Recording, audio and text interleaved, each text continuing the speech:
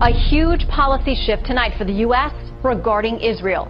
President Obama choosing not to veto a United Nations Security Council resolution condemning Israeli settlements in Palestinian-claimed territory, then demanding they stop. The resolution basically says that Israel's settlements on Palestinian territory that have been occupied since 1967, including East Jerusalem, have to, quote, no legal validity. The U.S. has in the past almost always vetoed such measures, but not this time. Not even after Israeli leader Benjamin Netanyahu urged a veto. Israelis deeply appreciate one of the great pillars of the U.S.-Israel alliance, the willingness over many years of the United States to stand up in the UN and veto anti-Israel resolutions.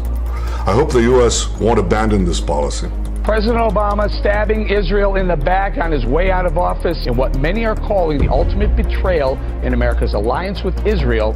The Obama administration earlier today allowed the United Nations to pass a resolution condemning Israeli settlements in East Jerusalem and the West Bank as, quote, a flagrant violation of international law.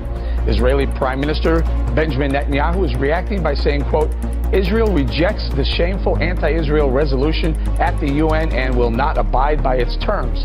Netanyahu adding, quote, the Obama administration not only failed to protect Israel against this gang up at the UN, it colluded with it behind the scenes. And President-elect Donald Trump is responding by tweeting this, quote, as to the UN, things will be different after January 20th. And the White House moved quickly to explain why it did what it did. The president made this decision by himself, but not after close consultation with key members of his inner circle, including Vice President Joe Biden, Secretary of State John Kerry, National Security Advisor Susan Rice, and UN Ambassador Samantha Power. It's also important to point out what Deputy National Security Advisor Ben Rhodes had to say about this today. He said, listen, the abstention vote was preferred because the UN hasn't exactly been impartial on this issue. When it comes to final status issues, we believe that those should be negotiated between the parties. Rhodes repeating the assertion that the president's done more for Israel's security than any other U.S. president, noting that $38 billion military aid package signed very recently. But when asked whether he thought Israeli Prime Minister Benjamin Netanyahu was committed to peace, Rhodes sounded a bit skeptical. And at a certain point, the words and the actions become irreconcilable. And that's what we're concerned about. Meanwhile, Secretary of State John Kerry said today the United States acted with one primary objective in mind, to preserve the possibility of the two-state solution. And now Palestinians have welcomed the adoption of the anti-settlement resolution at the United Nations Security Council. Have a listen. Today's resolution may rightly be seen as a last attempt to preserve the two-state solution and revive the path for peace. This is a total defeat for those forces of extremism in Israel who believe in destroying the two-state solution and achieving and sustaining the apartheid regime that they're building in the West Bank. Occupation and settlements provide no peace and no security, and the only way to peace and security for Israelis and Palestinians is through a negotiated settlement to achieve the two-state solution on the 1967 lines, a state of Palestine with East Jerusalem as its capital. Palestinian presidency spokesman Nabil Abu Rudaina also called the move a big blow for Israeli policy, but Israeli Prime Minister Benjamin Netanyahu's office rejected the UN resolution and said that Tel Aviv will not abide by its terms. It also attacked the Obama administration for not vetoing the motion, accusing Washington of plotting against Tel Aviv. It expressed hope to neutralize the resolution with the help of Barack Obama's successor, Donald Trump, and Israel's allies in Congress. It might be 'tis the season, but this sign celebrating the winter solstice says, let reason prevail. It's caused a lot of controversy here in Shelton. A resident wanted to put it up last year. The city said no. He sued. This year, they allowed it, but they also put up one of theirs right next door. We would like a written agreement that they will continue to honor the freedom of speech. Drivers let Jerry Bloom know what they think of his sign. With help from the Freedom from Religion Foundation, it reads, there are no gods, no devils, no angels. Religion is but myth and superstition. It's the winter solstice, and a lot of people they associate this time of year with Christmas, of course. People like Carol Tomasetti. Christmas is about the birth of Christ. If you don't want to believe it, don't believe it. But you don't have to promote the fact that there is no God, because a lot of people do believe in God. Bloom first wanted to put the sign up last year at a different park. The city said no, so he sued. This year he was allowed, like others, to take out a permit and put up a sign on the corner of the Huntington Green. A highly visible intersection that's decorated with Christmas trees and even a nativity scene. You've permitted viewpoints to be expressed in this public forum. You cannot deny me the same right. For the first time, atheists and other non-religious persons are explicitly named as a class protected by the law. President Obama has signed into law the Frank Wolf International Religious Freedom Act. The new law protects atheists, humanists, and other freethinkers around the world from religious persecution. The new law explicitly protects atheists, humanists, and non-theists and upgrades the 1998 International Religious Freedom Act. In particular, the new law states the following: the freedom of thought, conscience, and religion is understood to protect theistic and non-theistic beliefs, as well as the right not to profess or practice any religion. It was a protest featuring the Founding Fathers, with George Washington, Thomas Jefferson, and Benjamin Franklin joining the Statue of Liberty, all hovering over a baby, in this case, a baby Bill of Rights. And so we just wanted this to be a response that not everyone in America is Christian or Jewish or Muslim, that a growing percentage of us are non-theistic, and we need to be fully represented equally as well. The non-traditional display on the South Steps, a direct protest against this traditional religious display on the Capitol's North Steps, replete with baby Jesus and three kings. No one is taking away the Capitol's religious display anytime soon, and the non-traditional scene is designed to generate reaction from those advocating separation of church and state. I'm just glad that this is happening in Sacramento. I think that as the capital of California, this is an important conversation to have. No one we found today is objecting to the Christmas tree that adorns the west steps of the Capitol. But for now, the display honoring the freedom to dissent is generating plenty of reactions. It doesn't bother me one bit, and I'm actually glad to see that people have open mind to allow this to occur, and I think it's good. Russian President Vladimir Putin says President-elect Trump's vow to expand the U.S. nuclear arsenal is, quote, nothing unusual. Regarding the newly elected President Trump, there is nothing new. He was saying during his campaign about the importance of strengthening the nuclear aspect of the United States, about the strengthening of military forces. There is nothing unusual. Now, overall, the tone of this press conference is that Russia is expecting relations with the U.S. to improve under the new president. And Mr. Putin also suggested he was ready to visit the U.S. should he receive an invitation from the new administration. Greg? A Christmas card from the Kremlin arrived today, and there was no mention of the increasing tensions over nuclear arsenals. Instead, Russia's President Putin wrote to America's next president, Donald Trump, in a letter dated last week, that his holiday wish is that after inauguration, the two nations can, quote, take real steps to restore the framework of bilateral cooperation in different areas, as well as bring our level of collaboration on the international scene to a qualitatively new level. Mr. Trump says that was a nice letter, and that, quote, I hope both sides are able to live up to these thoughts and that we do not have to travel an alternate path. To the latest in that deadly Christmas market terror attack. Today, the suspect killed in the streets of Italy after a shootout with police. Tonight, this haunting video. Tunisian migrant Anis Amri pledging allegiance to the leader of ISIS, calling him Prince of the Faithful. Authorities believe Amri recorded it days before he drove this massive semi-truck through the Christmas market in Berlin. He met his fate early this morning, gunned down by Italian police after slipping through the porous borders of at least 3 different countries, crossing from Germany into France, boarding a train there to Turin, Italy, then on to Milan. Investigators say he came out of this train station at about 1 a.m., but at that time of night, there are no more trains going to the town where he was killed, Sesto San Giovanni. So the question is, how did he get there and why? At 3 a.m., 2 police officers on a routine patrol spotting Amri lurking alone. They found him suspicious and asked for ID. Instead, they say he pulled a pistol from his backpack and fired, shouting, "Police bastards." One officer hit in the shoulder, the bullet piercing his uniform. The other, a trainee, shooting back and killing the fugitive.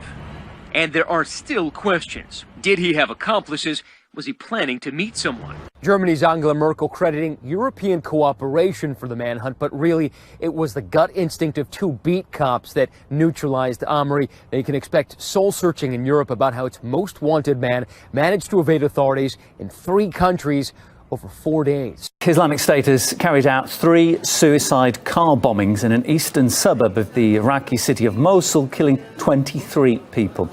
And here you can see the video posted by the terrorists, allegedly showing cars bound for suicide attacks.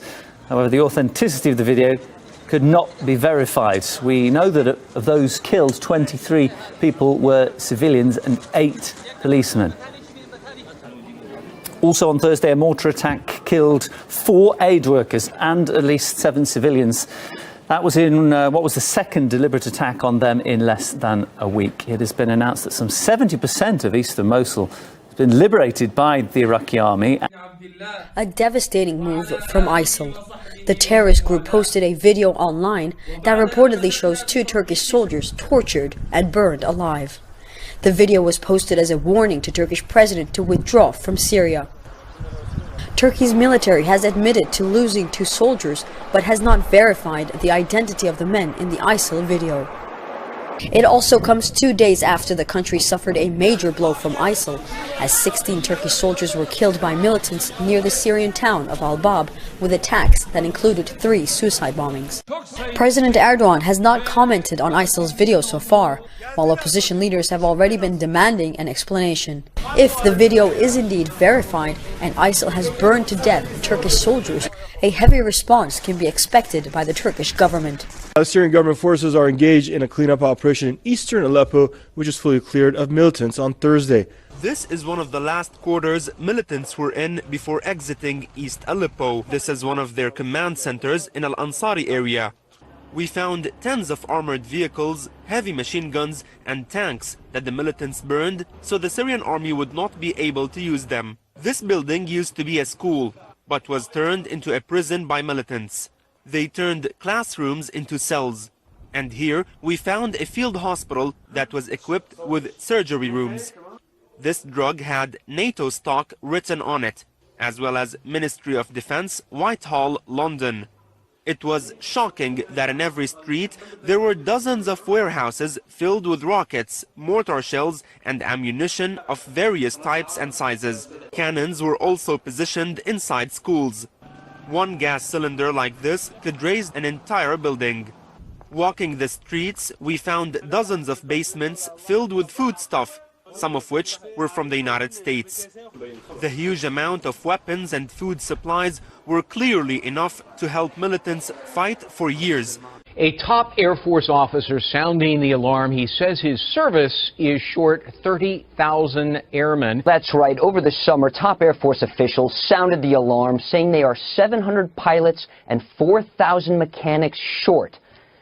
Now they say the problem is getting worse. The Air Force Chief of Staff now says he needs 30,000 airmen. In a statement, General David Goldfein said, quote, "The shortage of people has fundamentally changed the way we do business in terms of the operational risk day to day." Air Force officials say that they need more airmen to handle intelligence, reconnaissance, refueling, space, and nuclear forces. Earlier this year, General Goldfein said that his service is short of pilots, and this is what he told Pentagon reporters. Here's the reason I believe it's a crisis. Air superiority is not an American birthright. It's actually something you have to fight for and maintain. Your Air Force has been at war since Desert Shield, Desert Storm.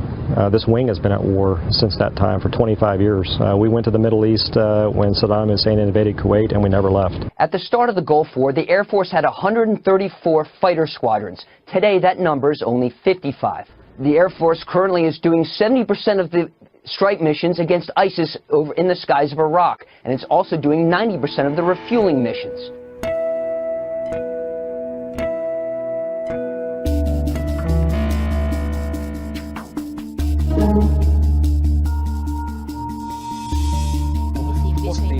oħrajn. Nista' nsemmilkom titjiriet ta' diversi linji tal-ajru, tal-Air Malta, tal-EasyJet, ta' Brussels Airlines.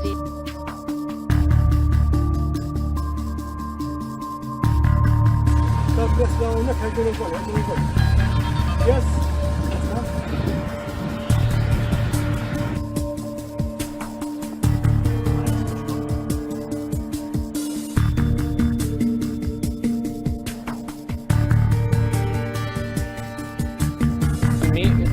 Għedin nerġaw naraw il-filmat dak li rajna flimkien aktar kmieni. Il-raġel joħroġ mill-ajruplan ixejjer nies li jidru niżlin mill-ajruplan. Hemm xi ċaqli ieħor madwar l-ajruplan jew wieħed mill-stewards illi kienu rresqu.